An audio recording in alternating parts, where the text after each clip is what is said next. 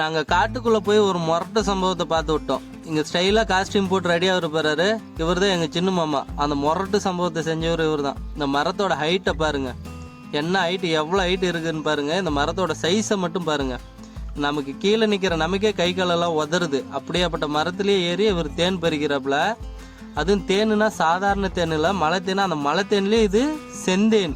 இதோட விஷம் பார்த்தீங்கன்னா பயங்கரமாக இருக்கும். தேன் ஏறி மேலே நெருப்பு புகை காட்டி பிடிங்கிட்டாரு. அப்பயே அவர் கீழே அந்த தேனை பறிச்சுட்டு இறங்கும்போது நிறைய அவருக்கு கடிச்சிருச்சு.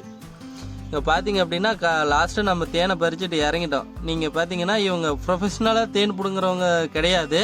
நம்ம பொழுதுபோக்குக்காக, ஃபன்னுக்காக, ஜாலிக்காக நம்ம போய் நம்ம சாப்பிட்றதுக்காக தேன் பறிக்கிறது தான். பாருங்கள், இதை தான் நம்ம நெப்பு கட்டி அப்படின்னு சொல்லுவோம். ஃபுல்லாக தேனு தான். அந்த ராடை நம்ம அறுத்து போட்டோம், அதில் அந்த தேன் பூச்சி குஞ்சுங்க இருக்கும், அதனால் அதை நம்ம போட்டோம். இது ஃபுல்லாகவே தேன். என்ன மாதிரியான தேன், எவ்வளோ சுத்தமாக இருக்குது பாருங்கள்.